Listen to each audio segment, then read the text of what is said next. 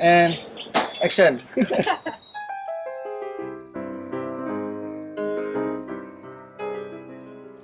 Le film que vous allez voir est un film d'action, mais pas un film d'action comme les autres. Vous n'y verrez pas d'explosion, ni de cascade ou de course-poursuite. Vous y verrez un homme qui se bat, quotidiennement, silencieusement, sans relâche, contre un ennemi beaucoup plus fort que lui. Un ennemi aux 1000 visages qui est partout à la fois. C'est l'histoire d'un combat que tous pensent perdu. C'est David contre Goliath, l'homme contre la machine. Et cet homme, c'est celui que nous nous apprêtons à rencontrer ici, maintenant.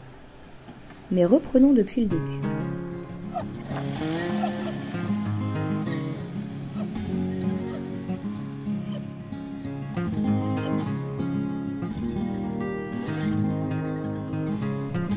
Bornéo, 4e plus grande île du monde, entre océan Pacifique et océan Indien, dominée par le mont Kinabalu haut de plus de 4000 mètres, est une des zones du monde les plus riches en biodiversité. Sa forêt primaire est aujourd'hui progressivement remplacée par des champs d'huile de palme qui s'étendent à perte de vue. À notre arrivée, en tant que Français, nous suscitons la curiosité. Mais ce n'est pas le fromage, la tour Eiffel ou Mbappé qui font l'objet de cet intérêt. À l'annonce de notre nationalité, une seule question est sur toutes les lèvres. Hi, you know DJ? Hey, do you know DJ? Hey, are you French? You know DJ?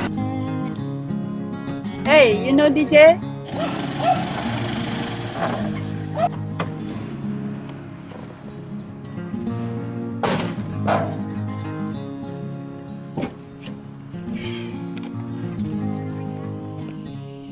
Selamat datang, moi c'est Didier.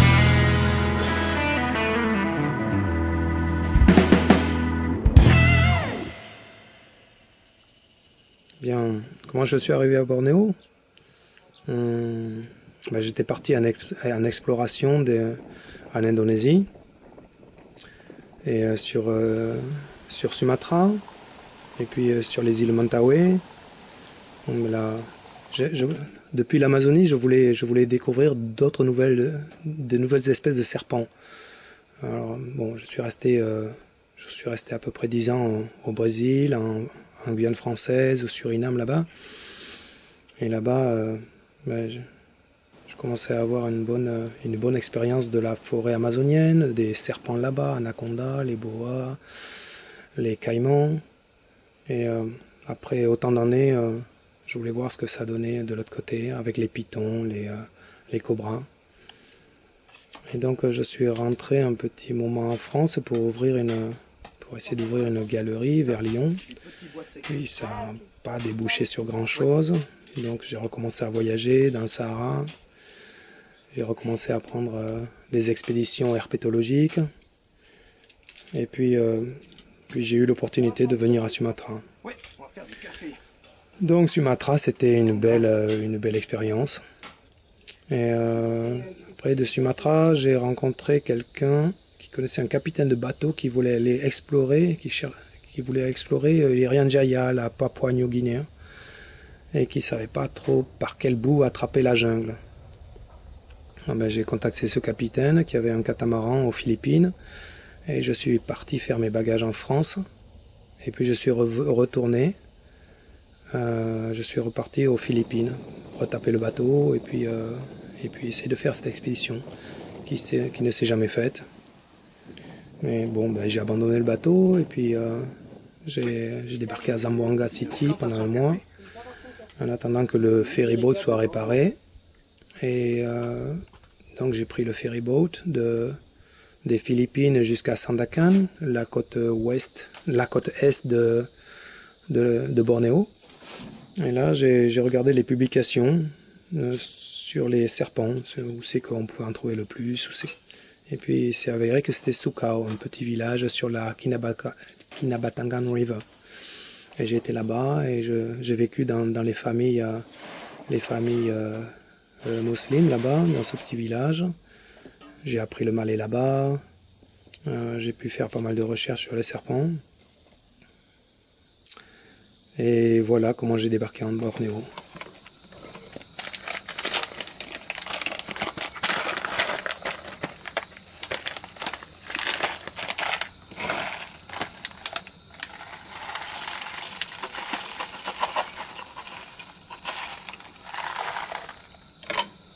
Voilà.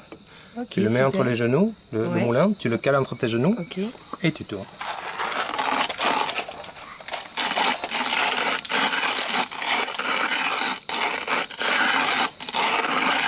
Ah ouais, nickel.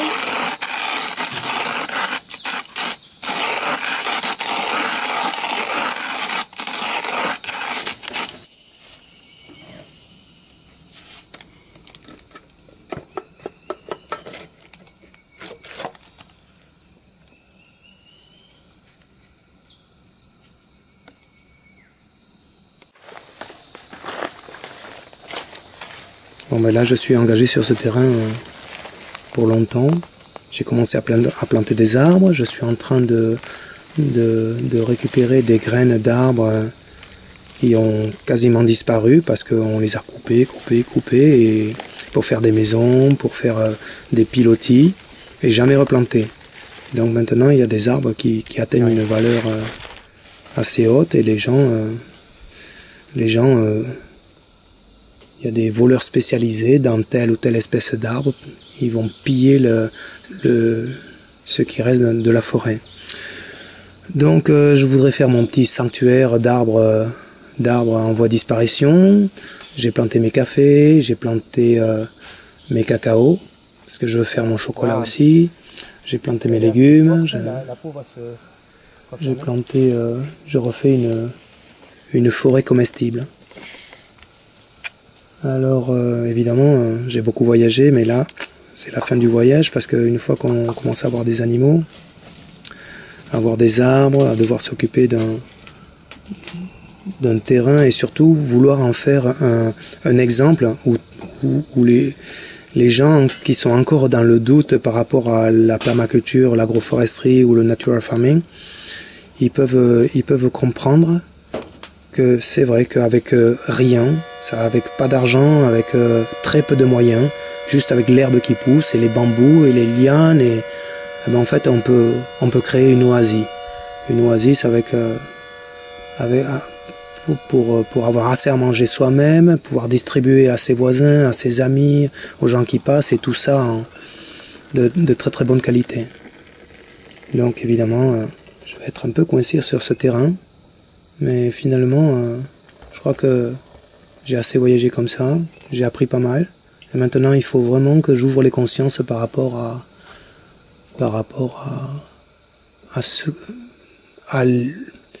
aux besoins qu'on a de faire du micro-farming. Des petits espaces bien gérés. On a besoin de 2 ou 3 hectares, c'est largement suffisant pour nourrir beaucoup de monde. Il faut qu'on change ce modèle de agriculture intensive qui ne mène nulle part. Les gens qui font de l'agriculture intensive, ils se voilent la face.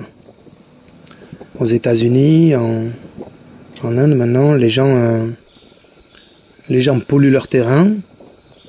Et quand il est pollué, qu'est-ce qu'ils font? Ils vont louer des terrains ailleurs, en Afrique, en Amérique du Sud, ils vont louer des terrains qui ne sont pas pourris. Et pourquoi faire? Pour reprendre le même schéma. Alors on va où comme ça? On va nulle part. Bon là, qu'est-ce qu'on va trouver aujourd'hui?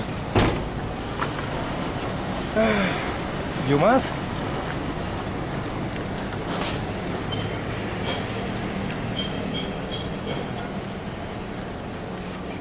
Allez hop.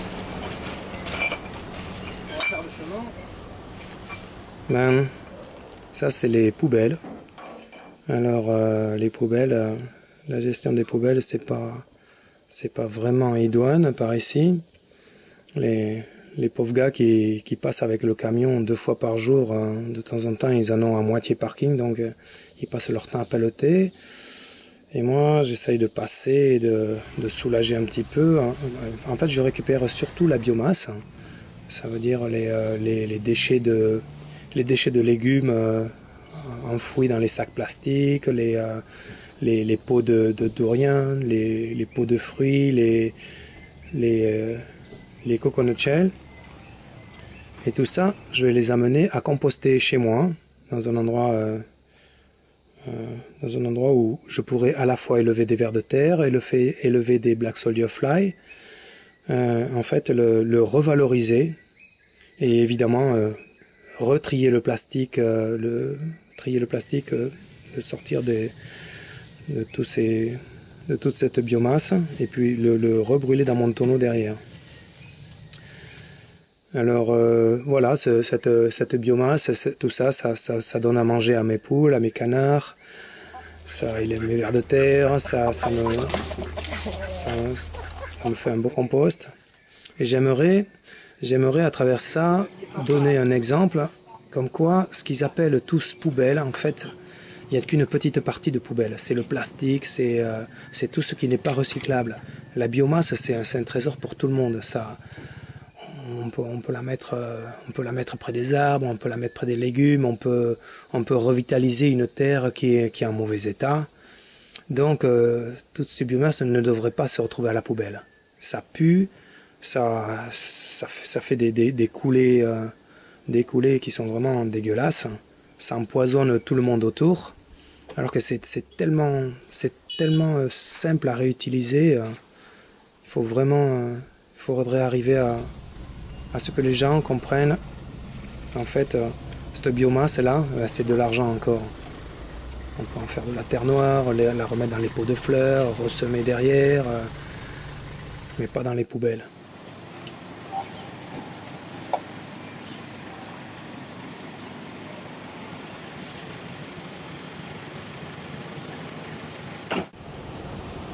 Le plan là, ce serait comment faire une grille pour protéger la source. Et aujourd'hui, il n'y a pas de chance. C'est de pire en pire. Hein. Regarde ça.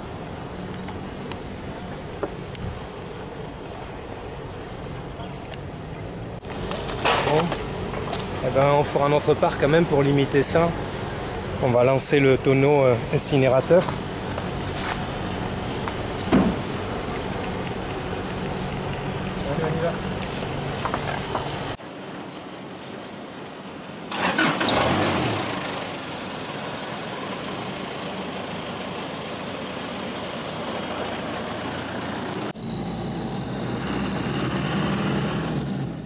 Et tous les soirs, l'occupation, c'est d'aller brûler le plastique de la journée ou de la veille.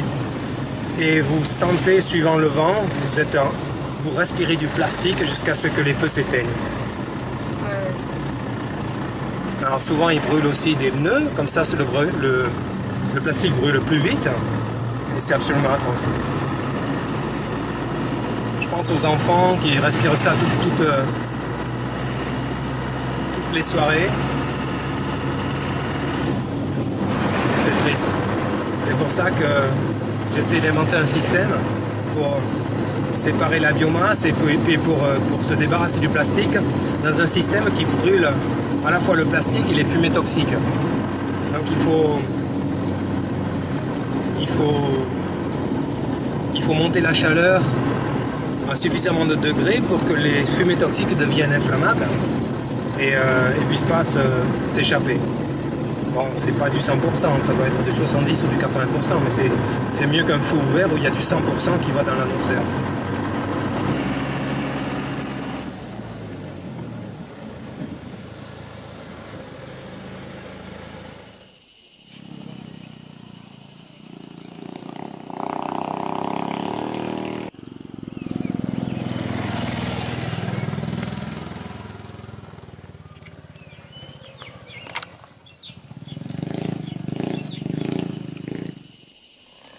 Bon, mais ça c'est ce qui se fait tous les jours. C'est un open fire, on brûle du plastique, on brûle les feuilles, on brûle un peu tout. Ça pollue énormément. Des fois ils font ça le soir pour éloigner les moustiques. Par contre, ils respirent cette fumée extrêmement toxique. Et faudrait...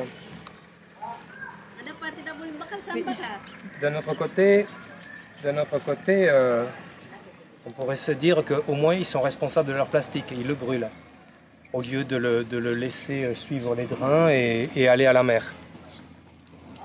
Mais ils sont conscients que c'est toxique pour eux? Je crois pas. Je crois pas et on leur a pas dit. Bon ben voilà, on va essayer l'incinérateur à plastique.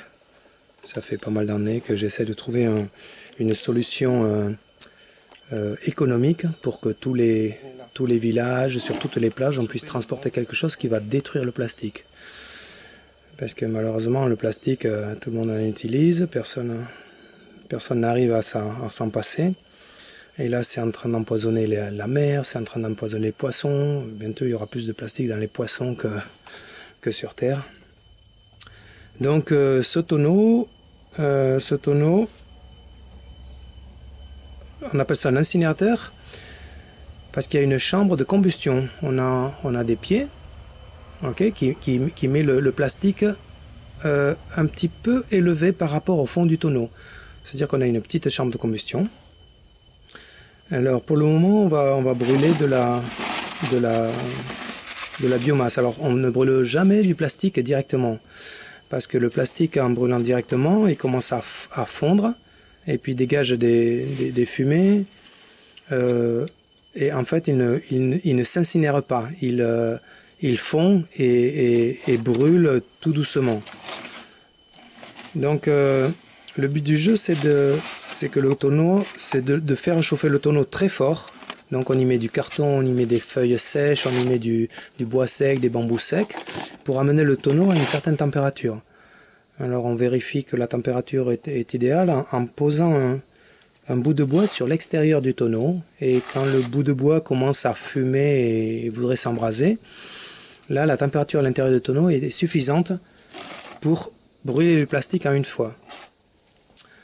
Alors évidemment, c'est pas parfait, hein. Il doit y avoir, il y a un petit pourcentage de fumée toxique qui s'évanouit, mais c'est quand même mieux qu'un feu ouvert, et c'est quand même mieux que de s'en foutre et de laisser le plastique s'envoler, suivre les rivières, suivre les mers et empoisonner tous les océans, se retrouver dans le ventre des cachalots, se retrouver dans la gorge des tortues de mer qui en meurent, se retrouver dans l'estomac des oiseaux de mer.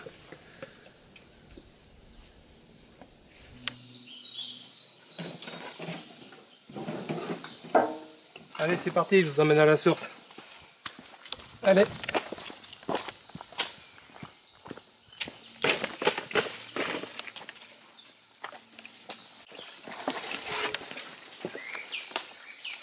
Voilà. C'est l'eau qu'on boit.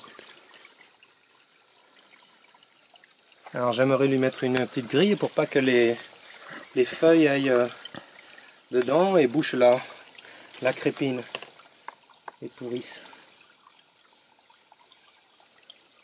L'eau, là-bas je vais faire mes boissons avec une petite limonade et tout ça, et j'aimerais pas que ça ait un goût de terre. Quoique si on lui fout la paix, la source, il n'y aura pas un goût de terre, parce que la terre et les matières organiques vont au fond, et ma crépine n'est pas tout à fait au fond, elle est là. So, ma crépine là, il faut que je la vide. Regardez l'eau boueuse qui tourne là-bas.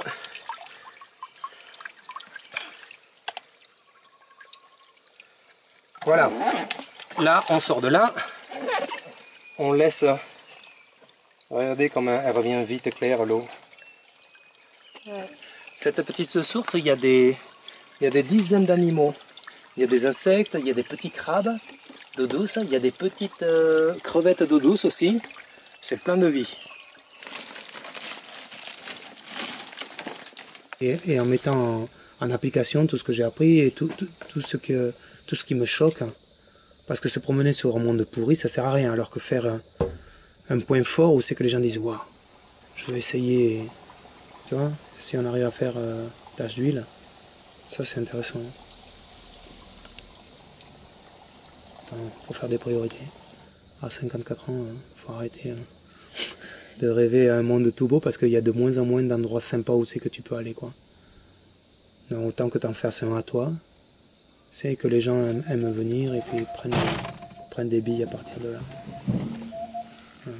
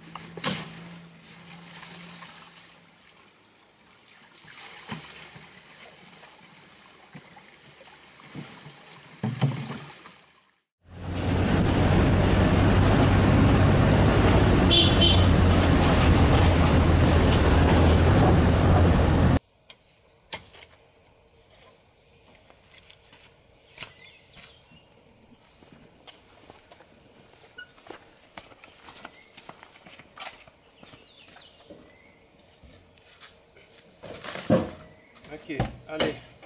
Accès à la maison par le pont-levis en verre.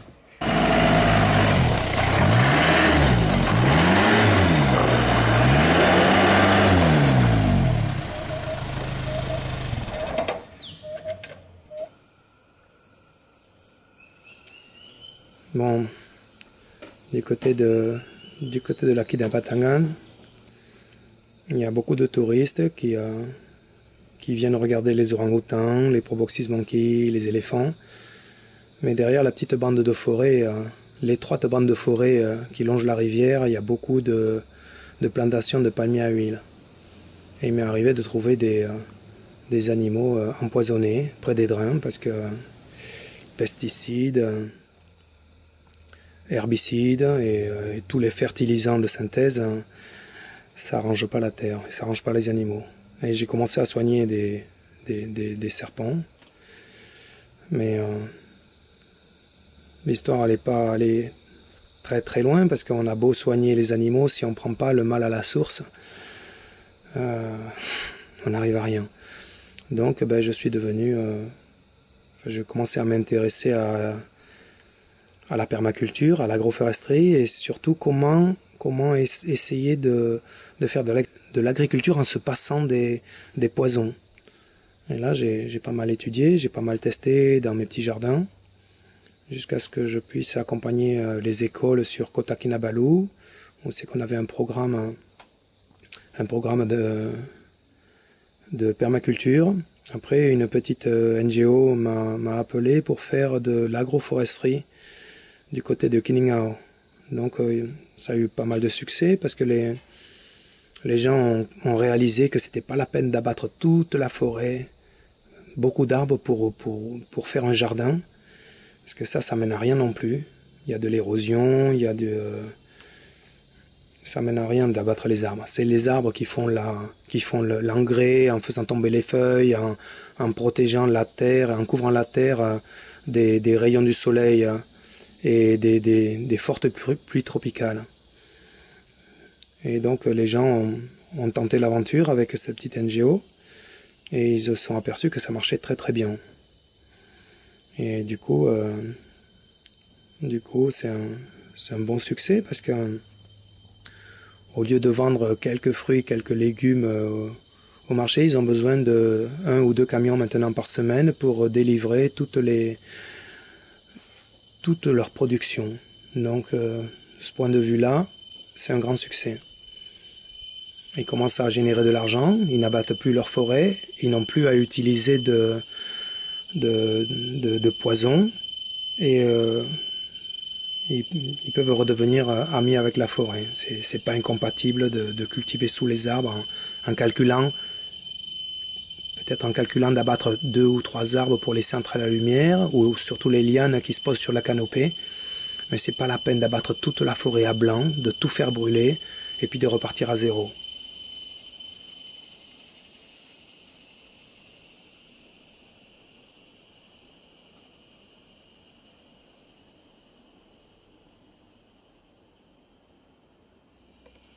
Voilà une cerise de café verte qu'on va couper.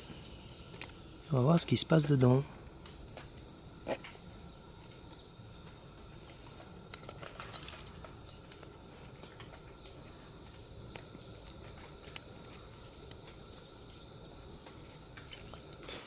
Le sol est assez difficile, très pentu.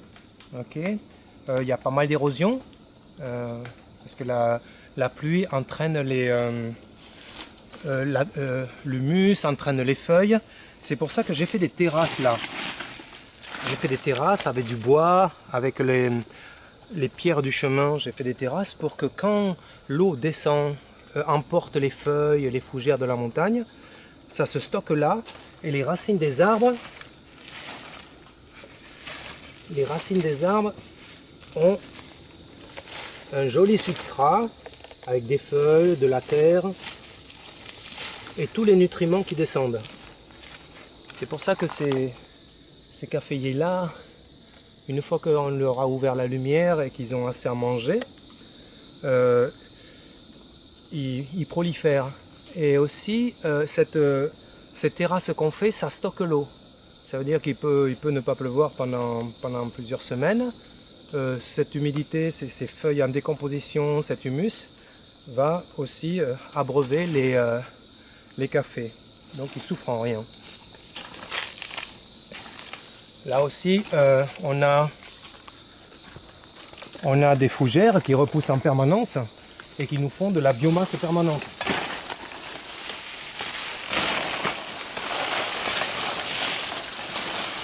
Donc ça, on va mulcher les caféiers avec la fougère.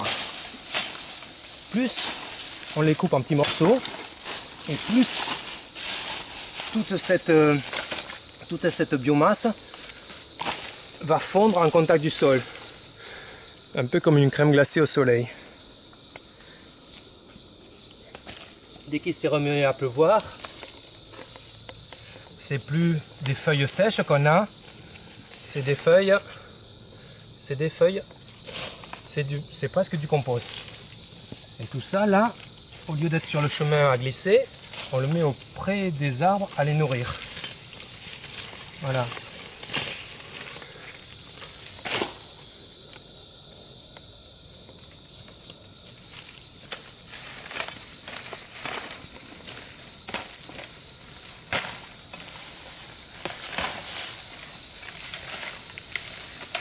Dans une semaine, ces fougères auront repoussé. Et on les recoupe et on renourrit les cafés. C'est un engrais infini et ce sol-là va devenir de plus en plus fertile. On n'a pas besoin d'acheter quoi que ce soit, tout est là. Les herbes, les feuilles. Ça, c'est un arbre pionnier. Un arbre pionnier qui va repousser très rapidement. Regardez, vous en avez partout, ces arbres-là. On les coupe et en quelques mois, ils ont repoussé.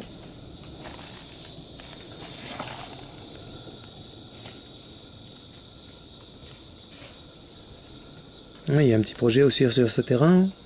Il y a un petit gars là du petit kampung d'en bas là qui est très très bon en dessin.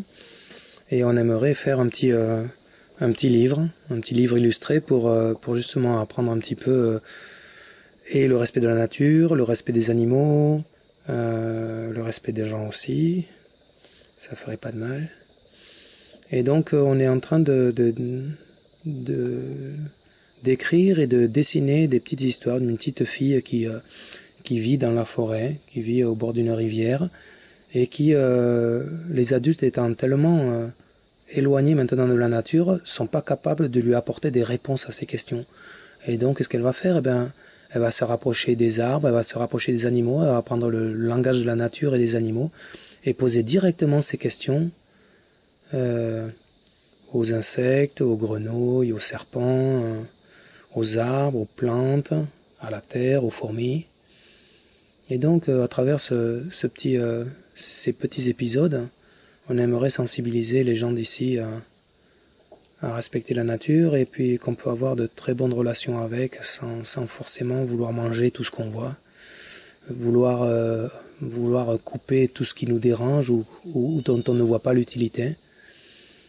Et ça, je pense que ça ferait beaucoup de bien. Bien, Charles, c'est mon ami dessinateur qui habite dans le petit village. Et donc il aime bien passer du temps sur le terrain, on plante des arbres, il a appris à mulcher et puis il se rend compte que la permaculture, en fait c'est une vie très très facile qui dépense pas d'argent. Donc là évidemment il est il aimerait continuer à faire du dessin et de l'animation. Mais il s'aperçoit aussi que s'il n'arrive pas à décrocher un job ou de quoi vivre là-dedans, il peut très très facilement avoir son jardin et faire vivre sa famille.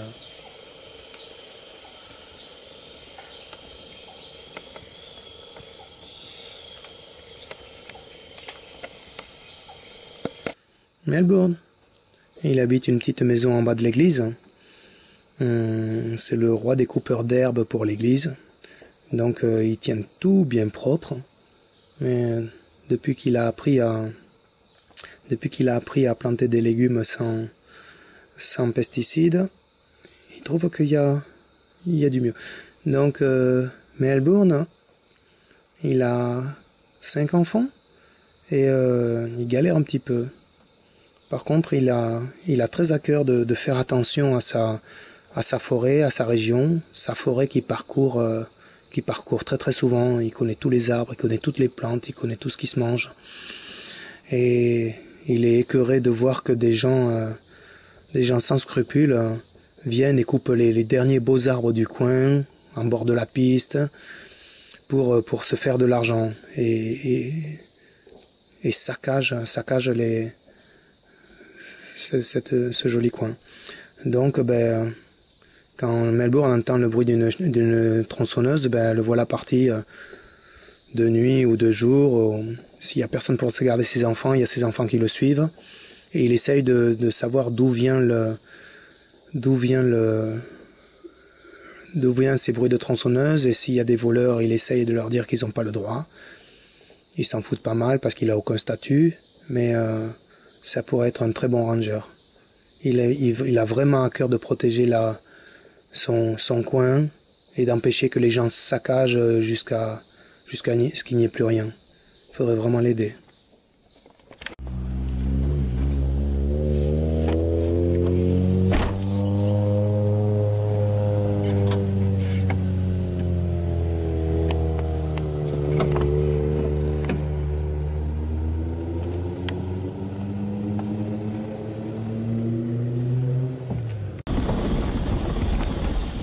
Ça bouge.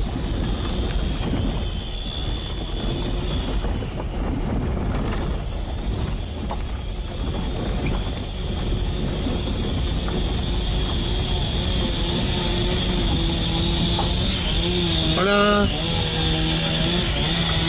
¿Foto un poco? ¿Foto un poco? Oh. Hola, no. Habis poco? Buat rumah? Ya. Oke. Siapa punya itu poko? Kami punya. Kamu punya? Oh, itu kawasan kau? Ya. Oh, oke. Oke, makasih. Ya. Bye-bye. Oke.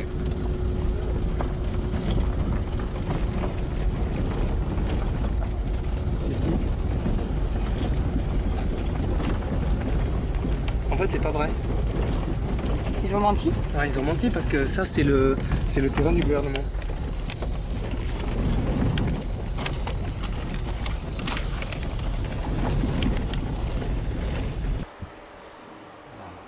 Malu sih.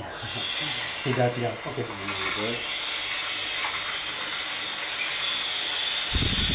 Mari kita naik sana.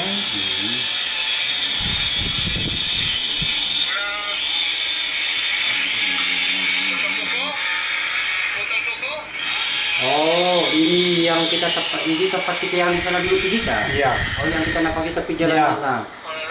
Oh, kau udah naik ke sana ada pagi baru-baru. Iya. Timur siapa? Siapa punya itu toko? Kamu punya? Oh, itu kawasan kau. Oh, oke. Oh, berani juga dia cakap apa ini macam mah? Iya, dia berani cakap dia punya kawasan. Iya. Dia punya kawasan, bukan dia punya tempat. Ah, oke. Nah, kawasan dia itu kan macam kawasan saya sampai Kampung Bawang juga, saya punya kawasan. Iya. Bukan dia punya kebun. Tapi kita tidak boleh suka-suka masuk pergi putum itu ini semua kan. Sebab saya minta kau punya pokok, dia bilang iya. Oh, Macam lah. salah. Oh, no. Ya, susah. Salah. Salah. Tidak boleh cakap begitu kalau bukan kau punya. Jadi kenapa kau tidak dipanggil saya waktu kopi timu ini? Sebab saya kurang pasti. Dan itu hari betul kalang kabut. Tapi dia pun ada movie. Tidak. Bukan dia punya. Oke. Dia punya. Ini saya bukan buat komplain sama dia orang, tapi dia orang mesti jaga itu tempat. Lagi jangan dia orang suka-suka masuk orang punya. Iya, itu betul. Lagi satu kan itu dia ambil ini kayu, dia bukan untuk keperluan diri sendiri, tapi dia ini kan jual. Oke. Jadi di mana-mana ada tempat kayu dia pergi tebang, sudah tebang dia orang pergi jual. Bukan keperluan, kalau ini orang punya sendiri itu kita tidak kisah, tidak berapa kisah, tapi ini orang punya kan kita kisah lah kan. Itu masalah dia, dia pikir orang punya ini masalah dia. Oke. Bukan kita marah, kita tidak marah sama dia. Woi.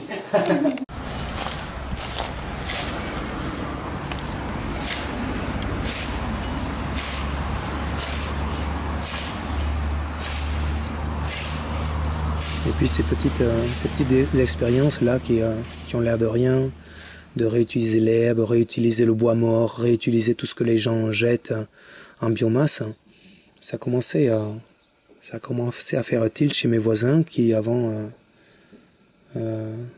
utilisaient du pesticide, de l'herbicide, pensaient qu'avoir un endroit clean avec l'herbe coupée toutes les semaines, c'était productif. Et bien, ils se sont aperçus que non. Alors ils ont commencé à venir me demander comment je faisais pour avoir des légumes, avoir des arbres aussi rapidement, qui produisent aussi rapidement. Je leur ai montré et du coup, certains courageux ont arrêté d'utiliser des produits. Bon, je leur fabrique un petit peu de fertilisant avec des purins d'herbe, avec des purins de fruits différents. Et donc ça c'est pour les aider à la transition. Une fois qu'ils se sont aperçus qu'en fichant la paix à leur sol, ben, les vers de terre et la vie du sol va revenir. Une fois qu'ils se seront aperçus que c'est la vie du sol qui compte et c'est pas d'y mettre de les abreuver avec des trucs dessus, eh bien ça tournera tout seul et je pourrais peut-être agrandir la tâche d'encre du bon exemple et les gens avec très peu d'efforts et très peu de moyens pourront avoir des espaces sains. J'espère que cette idée va rapidement essaimer et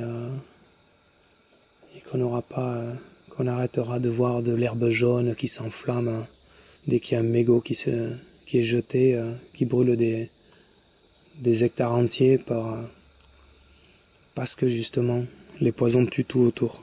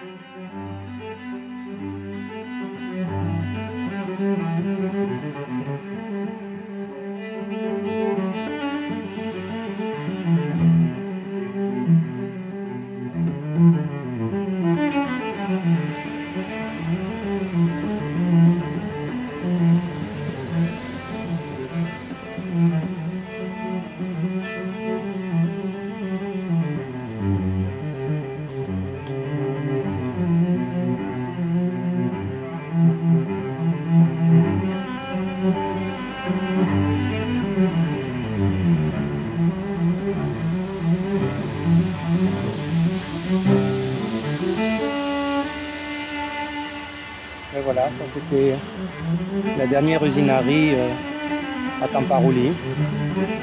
Alors, les gens, il y avait 2 personnes qui vivaient, allaient dans tous les villageois qui ont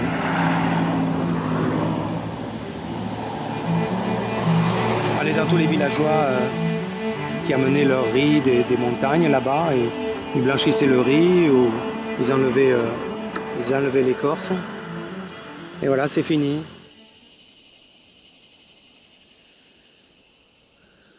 Galibin, c'est le père de Charles, c'est accessoirement mon voisin. Alors, il récupère régulièrement le latex de ces EVA et il s'aperçoit qu'il ne fait pas beaucoup d'argent avec cet EVA. Donc là, il a commencé à s'intéresser aux pratiques de ne plus couper l'herbe. Déjà, il perd moins de temps. Et puis de réutiliser les troncs morts près de ces arbres, ce qui les rend plus efficaces, plus healthy. Donc Galibin a décidé de tenter l'expérience de suivre le non-empoisonnement de ces terres. Et pour le moment, ça se passe assez bien. Okay. Kemudian TJ dia bagi tahu saya cara-cara untuk menjaga tumbuh-tumbuhan. Ya kata cara menjaga kebun tersebut mesti tidak boleh bom dan kawasan yang besar-besar kayu tidak boleh suka hati menebang. Dan itulah caranya untuk menjaga kawasan supaya tumbuh-tumbuhan akan lebih terjaga dan ia tidak akan terjejas daripada pencemaran seperti penerokohan yang berleluasa untuk sesuka hati. Dan DJ juga mengatakan bahwa pemeliharaan tumbuh-tumbuhan tersebut tidak boleh menggunakan racun untuk mematikan rumput-rumput tersebut. Dan ada cara yang terbaik untuk memelihara tumbuh-tumbuhan seperti menggunakan baja organik. L'avantage de l'herbe haute aussi, c'est que c'est un engrais permanent et éternel. Vous coupez l'herbe haute, surtout en zone tropicale humide, dans 1 semaine, 2 semaines ça a repoussé, vous la recoupez, vous la mettez au pied de vos légumes, de vos arbres. En plus j'ai des animaux qui mangent l'herbe en permanence, j'ai des petits cochons d'Inde. Alors ils me mangent toute l'herbe que je coupe, ils me le transforment en engrais avec les crottes, avec l'urine qui retourne près des arbres.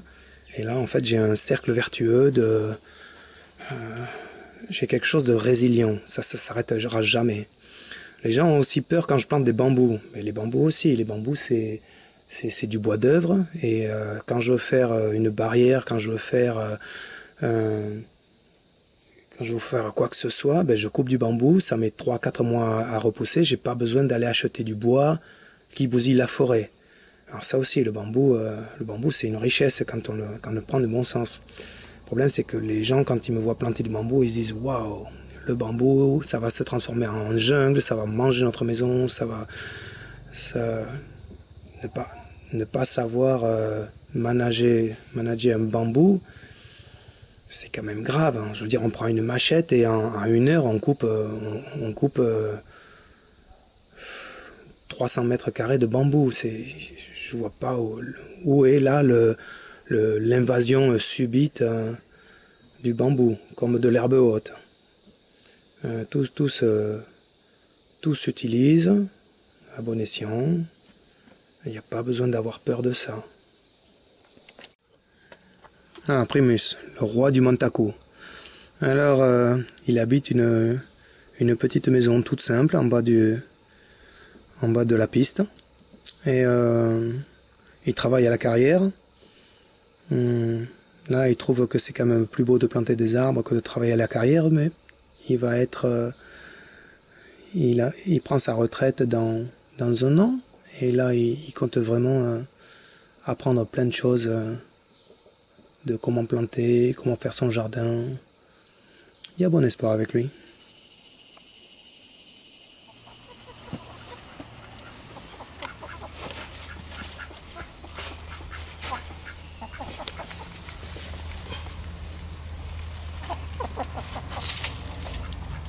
Voilà. Quand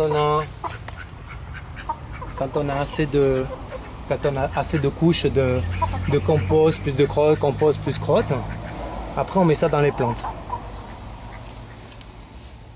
Le problème de l'agriculture aussi, c'est que les gens ne voient qu'une seule solution.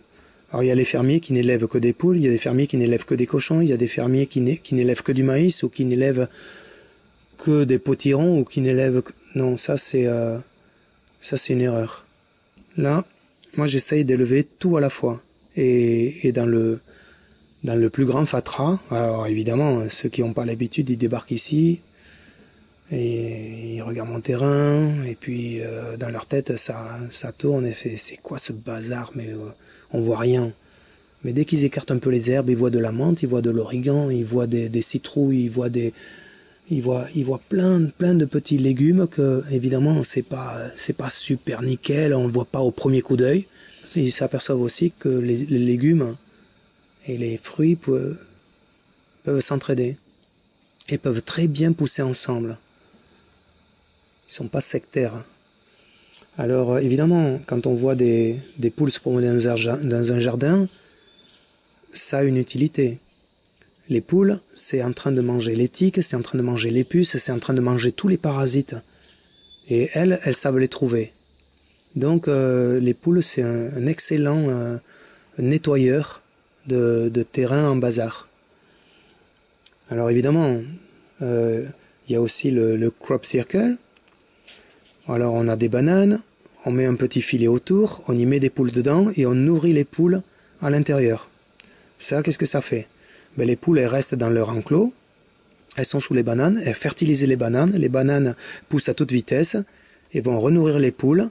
Sous le substrat et toute l'herbe qu'on ajoute dans l'enclos, on crée un compost extrêmement fertile qu'on reprend aux poules pour aller mettre près des arbres.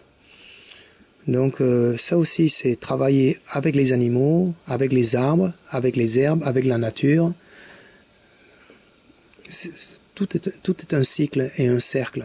Plus on met d'intervenants naturels et plus on va avoir de réponses. C'est comme un compost. Si on fait un compost que de légumes, c'est pas intéressant. Si vous y mettez vos toilettes compostables, si vous mettez des animaux morts, si vous mettez de l'herbe, si vous mettez des feuilles, vous y mettez les déchets des restaurants. Un compost, plus il est riche en variétés et plus il va être efficace. Donc tout est dans la biodiversité, tout est dans la variété. I'm alive, she said. What? Oh yeah. Oh. I could cry, but I won't. What? Follow me, she said as she started to run. And I watched on as the rain came down.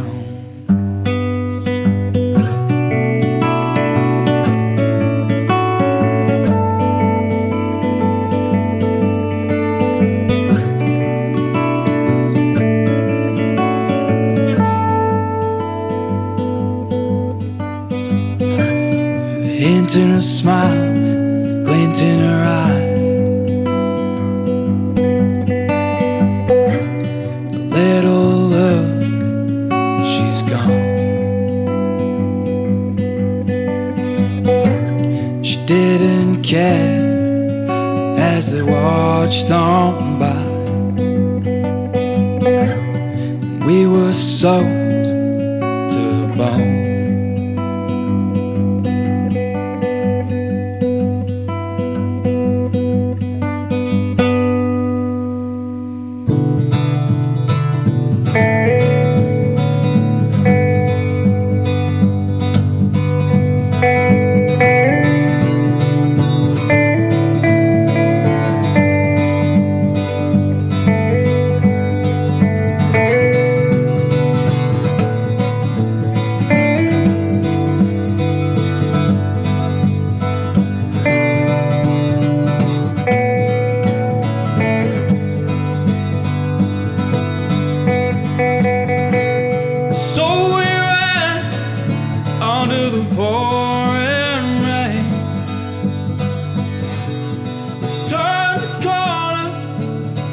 to come